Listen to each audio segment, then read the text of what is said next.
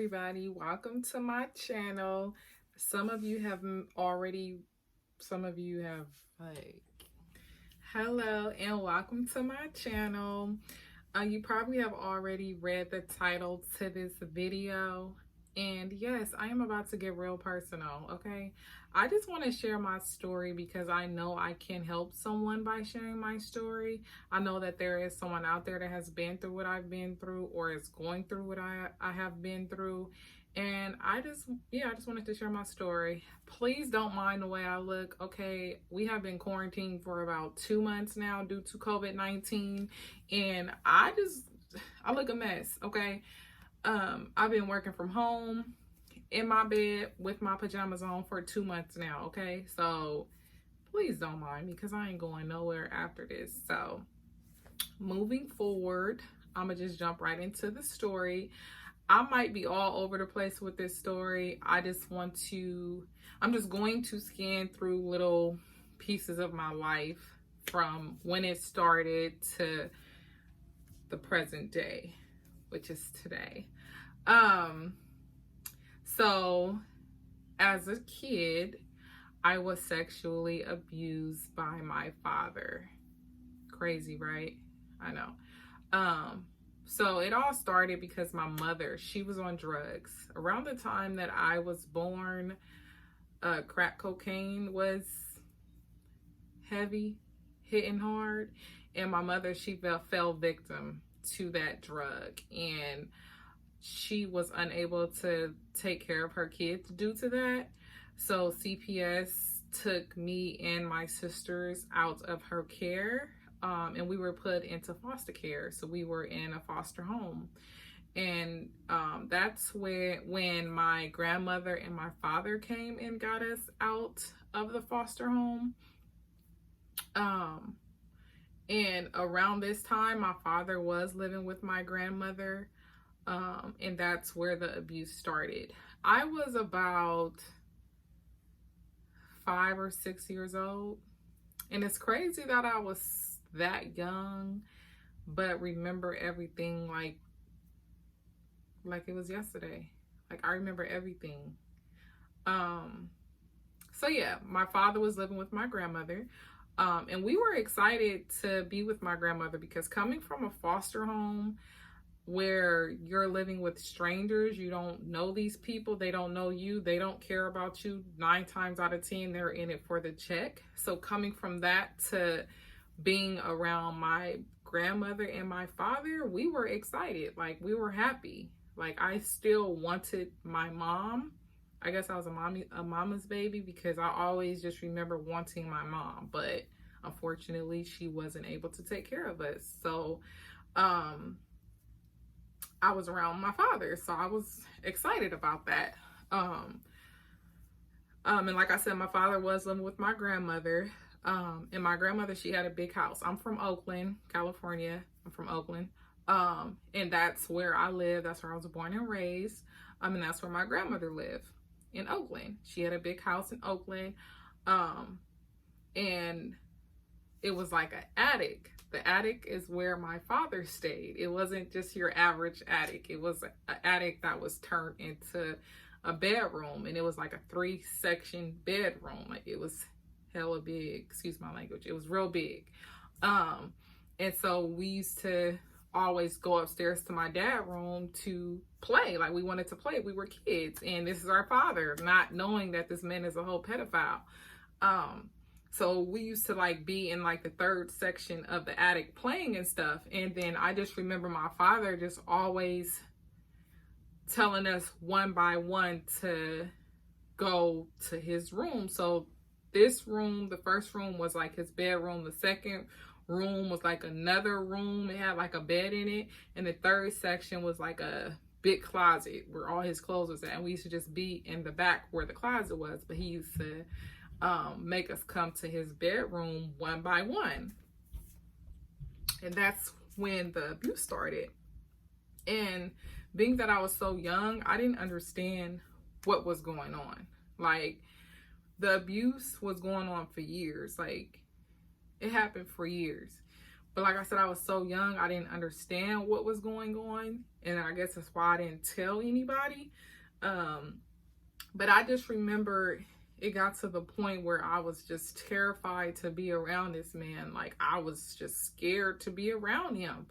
Like, and I just knew something wasn't right. Like, this isn't right. And so, like I said, the abuse went on for years. Moving forward, I was in middle school. And I just decided to tell my principal what was going on, because that's how terrified I used to be to go home, because he was such a creep. And I just remember telling my principal what was going on. And my principal immediately called CPS and the police. And I just remember the police coming and taking me to another foster home. And at this point, I guess my grandmother, she found out what was going on, and she just upped and moved. Like, I haven't heard from her or seen her since. Like, she just up and moved. She was in Oakland. She owned her house. She had that house for years. And she just upped and moved. I haven't seen her or I haven't seen him. And so we were put into foster care. And from that point on, it was me and my sister. We were just from foster care to foster care to foster care. And then I just remember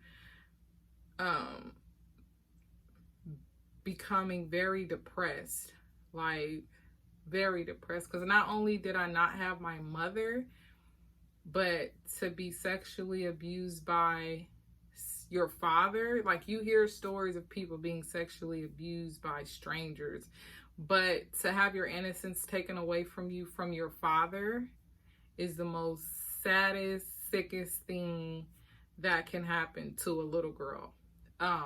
Being sexually abused, period, is not cool at all. It's not okay. It's not cool. It's disgusting.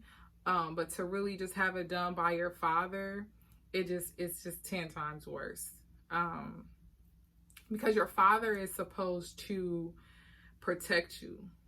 Your father is supposed to love you unconditionally. Your father is supposed to teach you how to be loved by a man and treated by a man, and to just nurture you. Like, your father is supposed to be your protector.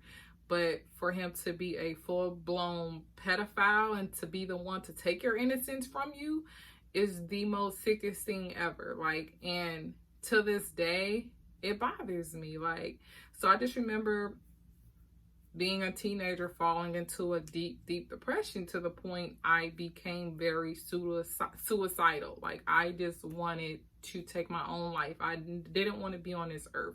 I did not want to live. I had nothing to live for. And not understanding. I didn't understand. I needed understanding. I didn't have understanding. I was just very sad and suicidal. And I just remember one day just dropping to my knees and just crying and just praying to God for healing. I just wanted healing. And just praying so hard. Like, I just will never forget that day. Like, because this was the day that I was going to take my life. But I dropped on my knees and just prayed so hard.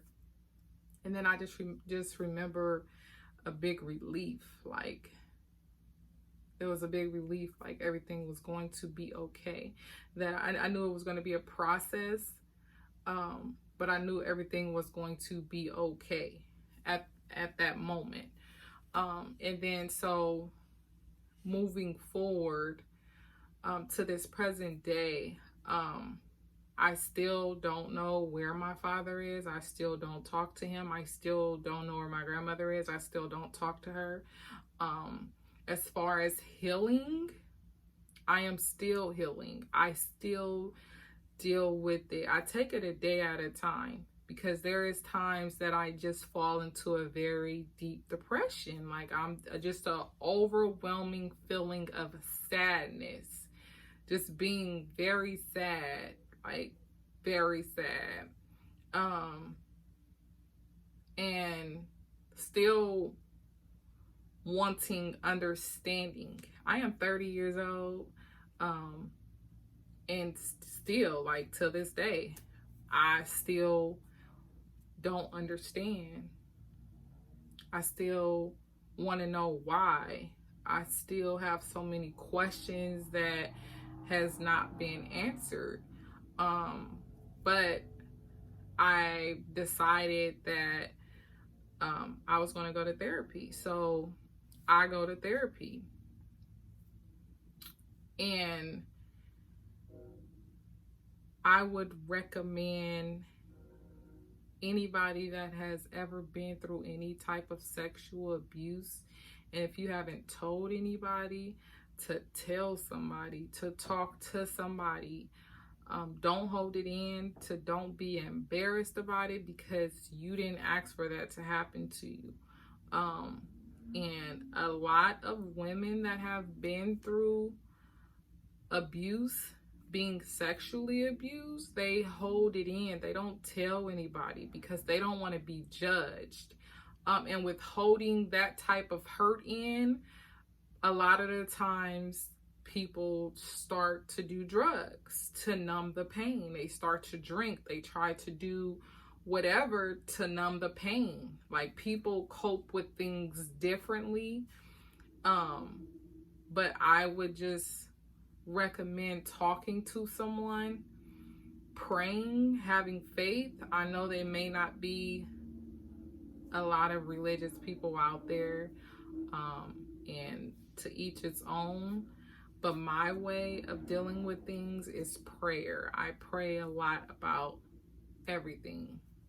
I pray about every single thing, and that gets me by daily. But I am still hurt. I still do have hurt. Me and my sister, like, we're still very hurt behind this situation. That's not nothing that just leave. Like, that's something that we're basically traumatized, is a word. Like, we are traumatized behind this situation, but we are also not going to allow our past to dictate our future. But we're still hurt. We're still human. We still have feelings. And I just hope that this video can help someone. I hope that if you are going through this or have been through this and has never talked to anyone, I would recommend talking to someone, getting help for yourself. Don't hold this type of pain in, because it will tear you down. It will tear you down, okay? I am here to tell you, it will tear you down. Everybody needs someone, and holding it in is not the answer.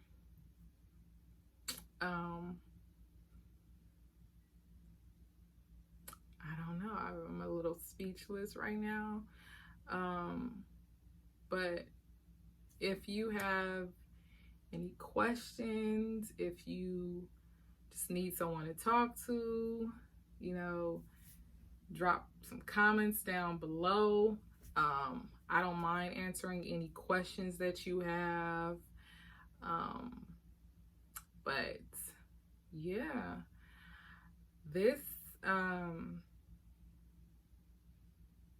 I am a mother as well, so I am very protective over my daughter. The situation has caused me to be overly protective, I guess you can say. Not wanting anything to ever happen to her, so I am very cautious about who I have around my daughter. It has affected me in a lot of ways within relationships with men as well. But like I said, I do go to therapy, and it is very helpful. It's helping me, and I will continue to go. And yeah, so I feel like I feel like it's a lot more that I wanted to say, but that was just basically to make a long story short and to just get a little background on me. But moving forward, my videos are going to be more, you know, turned up, and a lot of cooking videos, just videos, everyday life. But yeah, just stay tuned, and thank you for watching this video. Like I said, if you do have any questions or anything, you just drop them comments below, and subscribe and like this video. I am so new to this YouTube thing, and I don't know, you know, what to say. I'm learning, but yeah, like, subscribe, the whole nine. And thank you for watching this video. We got London on the track.